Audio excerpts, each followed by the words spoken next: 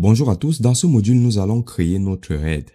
Vous avez déjà vu les différents types de RAID et vous savez combien de disques durs il vous faut pour créer des RAID, d'accord?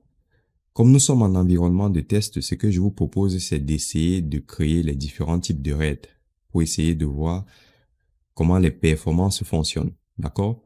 Pour ma part, je vais créer le RAID 10 et pour cela, j'aurai besoin de 4 disques durs. Si vous êtes sur VirtualBox, pensez bien à créer vos disques durs virtuels.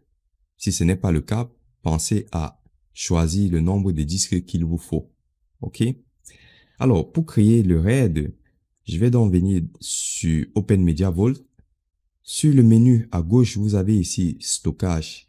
C'est pour gérer vos systèmes de fichiers et vos disques durs. D'accord? Vous pouvez cliquer sur le bouton d'action du dashboard pour afficher tous les boutons d'action ici.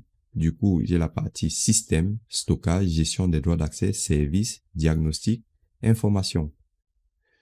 Alors, pour créer notre RAID, je viens donc dans stockage, gestion du RAID. Je clique dessus.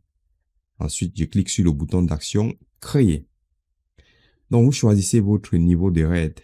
On avait dit le RAID 10, d'accord? Et je vais l'appeler, on va dire, teach me more doc.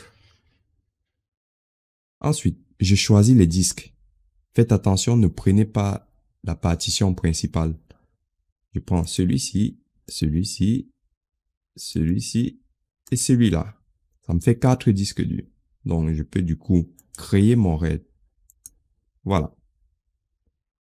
Je clique sur OK. Très bien. Donc, mon disque est créé. Et si vous vous souvenez, on avait dit que lorsqu'on créait un RAID de 10, on divisait la capacité totale par 2. Donc, vous voyez ici, j'ai 4. Du coup, je peux appliquer mes modifications. Je clique sur oui et on va patienter. Très bien. Maintenant que nous avons créé notre RAID, je vais activer la surveillance sur ce disque-là. Pour cela, j'ai une fonctionnalité qui s'appelle Smart ici, qui va me permettre de surveiller mes disques. Si je souhaite stocker des documents sensibles, forcément, il faut que je sache si mes disques vont bien. D'accord? Donc, je vais activer cette fonctionnalité-là dans intervalle de vérification. Vous pouvez changer cette valeur. On vous dit ici, configurer l'intervalle entre deux vérifications de n disques secondes, enregistrement de serveur Smart et changement d'attribut Smart. D'accord? Mode d'alimentation. Donc, pour le mode d'alimentation, qu'est-ce qu'on vous dit ici? Évitez qu'un disque soit remis en rotation lorsqu'il est sondé périodiquement. Moi, je vais laisser jamais. Donc, si vous choisissez jamais, on vous dit, on va sonder ce disque-là, donc on va le vérifier. Le périphérique, quel que soit son mode d'économie d'énergie, si le disque est arrêté, cela peut le remettre en rotation lorsqu'il est sondé. OK? Donc, à vous de choisir. Ce qui va m'intéresser, ça sera au niveau de la température. Parce que les disques chauffent. Donc, vous devez être averti quand les disques chauffent.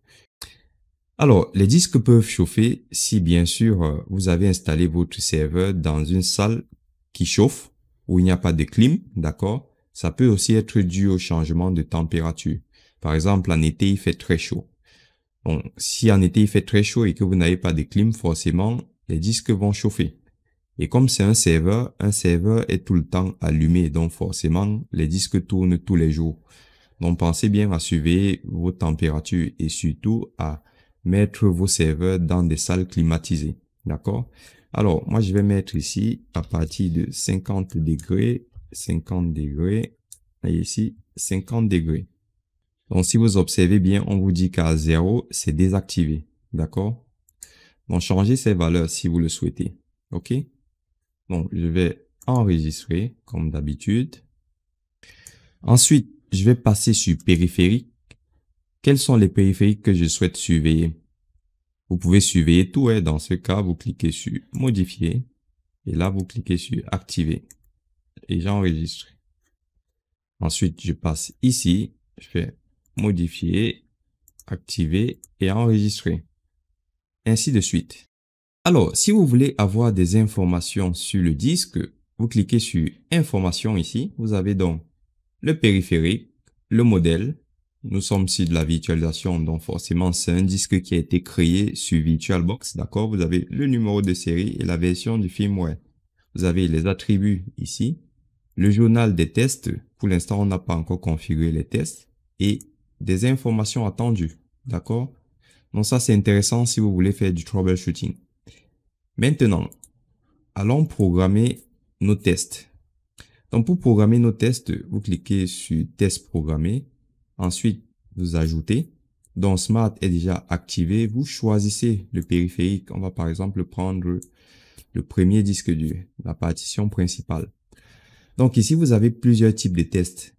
Des tests courts et des tests longs. C'est ce que je vous conseille de faire. Alors, l'avantage d'utiliser un test court, c'est que forcément, lorsque vous allez faire un test, si le disque est en train de tourner, vous allez pouvoir accéder à vos ressources en fait.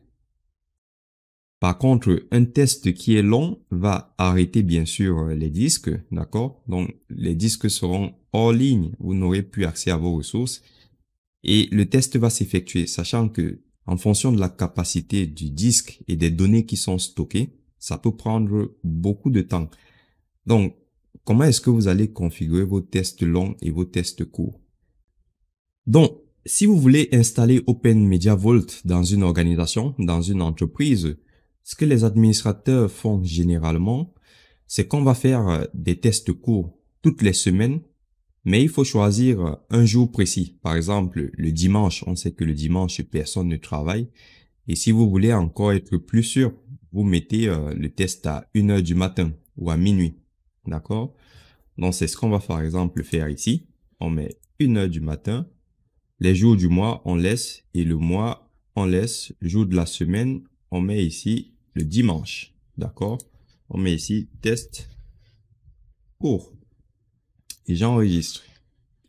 Je vais maintenant créer un test long, toujours pour le même périphérique. Donc, je clique sur ajouter. Je viens ici. Je sélectionne le même périphérique. Je choisis test long. Pour l'heure, je laisse toujours à 1 heure. D'accord? Le jour du mois, par contre, toujours dans les organisations, ce qu'on fait généralement, enfin, quand je dis ce qu'on fait, les administrateurs système ou les administrateurs de sauvegarde font, ils vont faire un test long tous les 30 jours ou tous les 60 jours. Alors, il y a des mois où on a 29 jours. Dans ce cas, ce que je fais, je choisis ici le 29, d'accord? Et ici, quand vous voyez astérisque, ça veut dire tout. Donc, on choisit ici tout le mois et on fait le test le 29. D'accord? Pour terminer, comme jour de la semaine, on va choisir le dimanche et ici, on va l'appeler test long. J'enregistre. Ensuite, j'applique les modifications. Et voilà. Je vous laisse faire le reste de la config sur vos disques. D'accord? Je ne sais pas combien de disques vous allez utiliser. Donc, c'est pour cela que je vais m'arrêter ici. Mais sinon, vous pouvez aussi planifier un test, mais vous pouvez l'exécuter tout de suite. D'accord? Je choisis par exemple ce disque et je clique sur exécuter. Je démarre. Et voilà, j'ai un résultat de test. Alors, ce test-là ne nous donne pas beaucoup d'informations parce que nous sommes sur des disques virtuels. OK? Avec des vrais disques durs, vous allez avoir beaucoup plus d'informations. Donc voilà, nous avons terminé ce module. Je vous remercie d'avoir suivi le module et je vous dis à tout de suite pour poursuivre notre formation. Merci.